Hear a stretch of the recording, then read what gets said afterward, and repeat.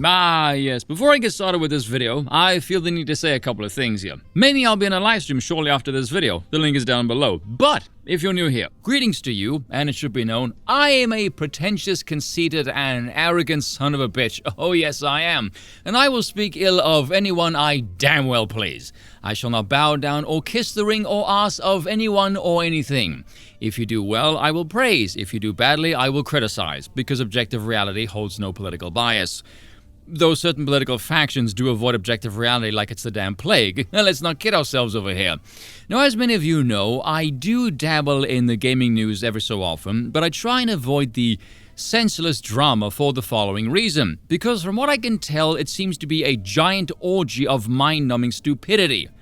On both sides. On the one side, you have society's rejects who follow an ideology that can never do anything right, versus the other side, who revere large follower accounts who can seemingly never do anything wrong.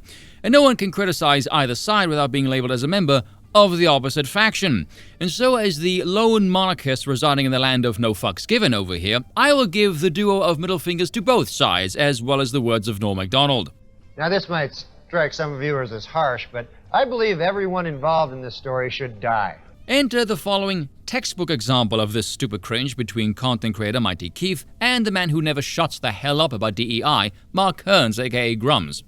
If the intro of this video is anything to go by, I think you can probably tell by now my intention is to praise neither, call them both a pair of wankers, because naturally the only victor in all of this is me! So this is all about Black Myth Wukong, the Chinese action game that dropped the jaws of many gamers, as well as enraged many Western journalists, purely on the basis of it existing, and gamers are enjoying it.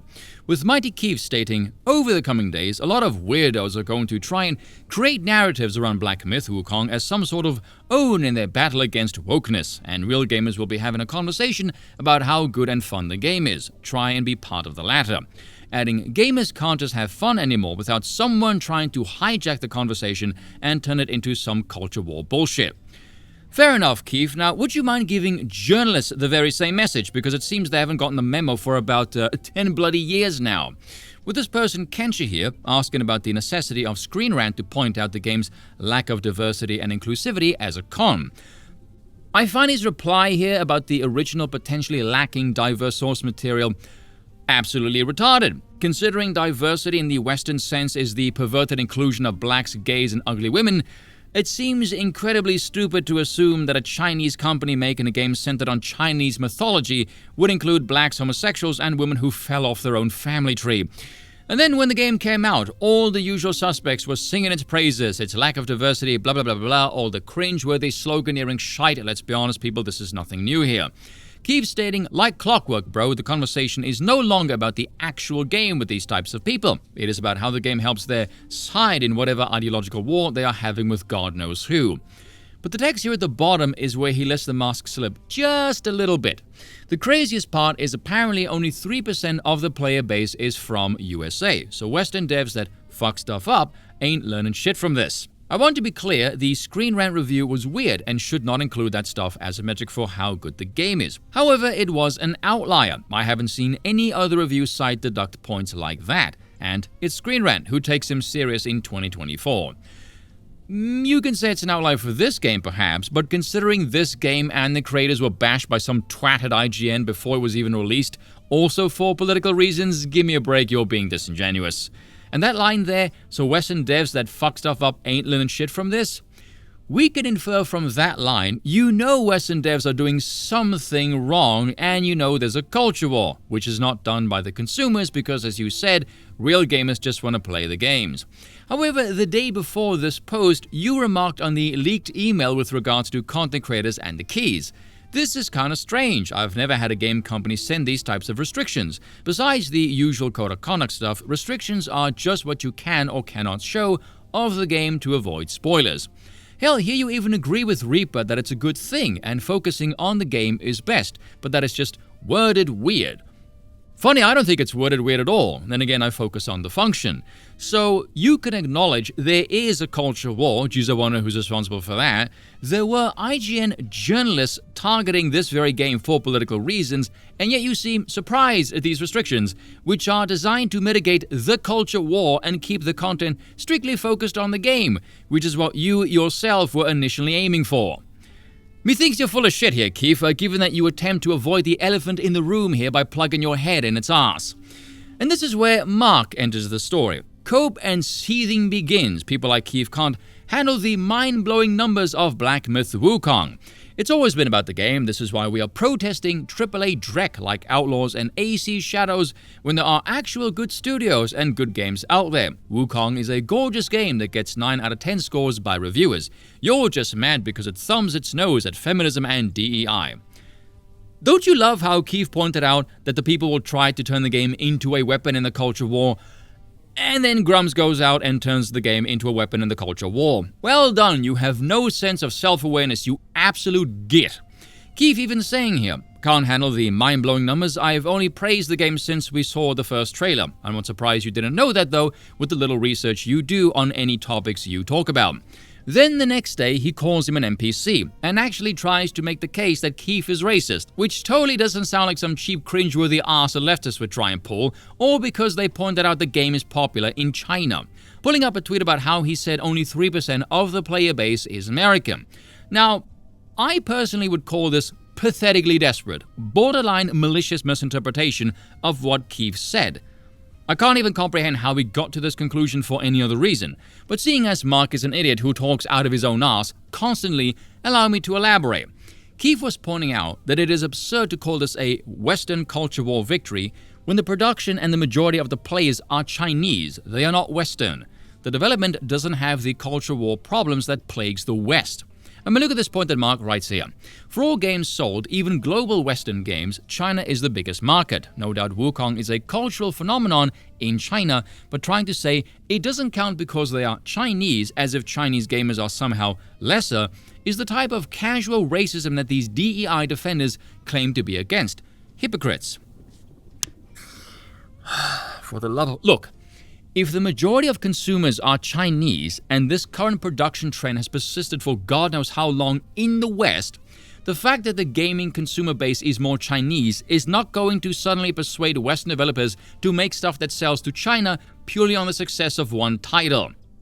You can't say they don't know what sells, then see the Chinese make a successful product, and now all of a sudden they will take the hint. That's idiotic. That was Keef's point about the demographics of consumers, not that the Chinese don't count, whatever the hell that even means. Then the next day we find Mark verbally wanking himself off on the Twitter with his delusions of grandeur. The only time MightyKeef gets monster views and likes on his tweets is when he talks about me. My word, and people think I'm conceited. What a smug twat this man is. By the way, that's also an indication that many people don't like you. All his other tweets fall short on likes or impressions. He's content grifting, tweeting about me constantly because he has nothing else except piling on hate. I live rent-free in his head. Yeah, many people will say the same thing about you, by the way. Again, the shameless lack of self-awareness. You calling somebody else out for content grifting is peak irony. Less than an hour later, narrative spinner MightyKeef Clout chases off me, tries to claim gamers outside of China don't care about Black Myth Wukong. Only 3%, he shouts without citing any source. I found the real data. Wukong is #1 globally across all major countries. And I found his source, a person's newsletter that cites no data and constantly retweets itself. No wonder he didn't cite it.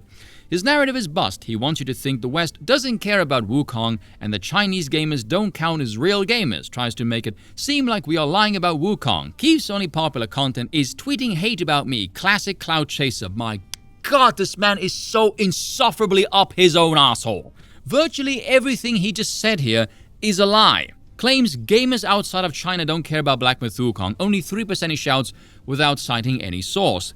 That is not what he said. He said less than 3% are American. Nor did you need to find his source because he links it, you lying twat. That's how I found it. It goes by Steam Review language breakdown. 92.4% is simplified Chinese and 4.7% are English. And if we use Gamalytic, which Keef did not link, by the way, and I check out the stats, less than 3% are indeed American. So presumably the other roughly 2% or so speaking is coming from the British Commonwealth.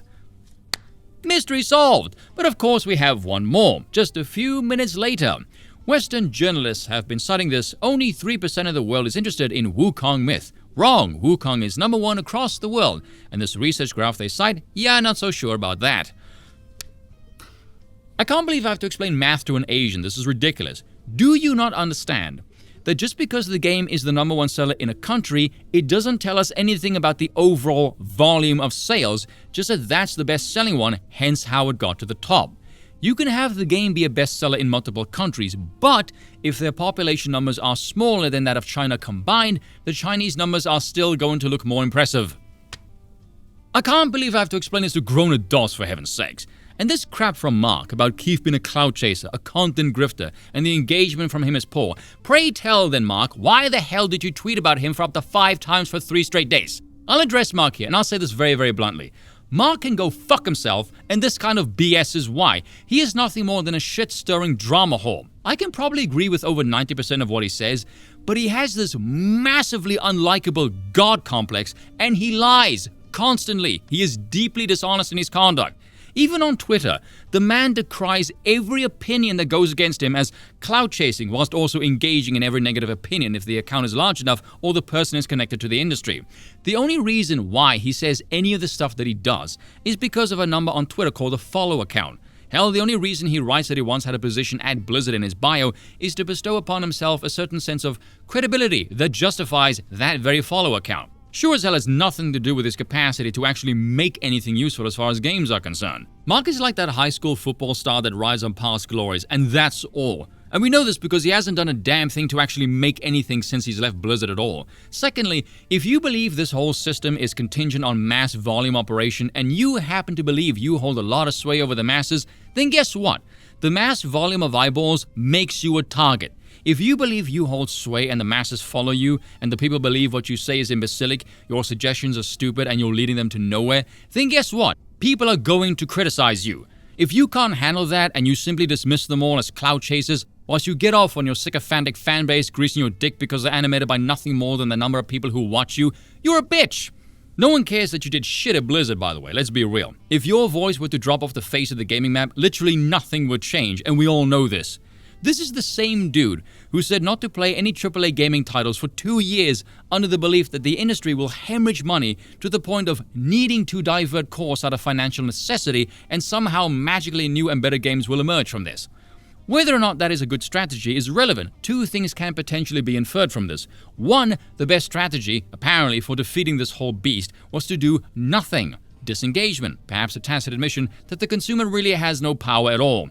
And 2, why is the same person who was telling me to avoid this plague also never shutting the hell up about the very thing I should avoid? By his own logic, no one should listen to him then. Hell, the ugly propaganda of DEI is now so overwhelmingly in your face with works like Concord and Dustborn, his voice is nothing more than a redundant repetition. And given that it has become so overwhelming, now he will talk about Bridge, the rebranding of DEI that Kirsche has been talking about for some time now. Pray tell then, Mark, explain to us how, on the one hand, your plan was to let DEI burn everything to financial ruin so as we may breathe new life into the still burning embers, yet on the other hand, you're also telling us now it's simply continuing on with a different name. So the ship hasn't actually changed destination, only a different vessel has been selected, which means your original plan would have achieved nothing. Why, I dare say it appears you are both full of shit. See you all in the livestream, folks. Cheers for watching, and once again, I apologize for nothing.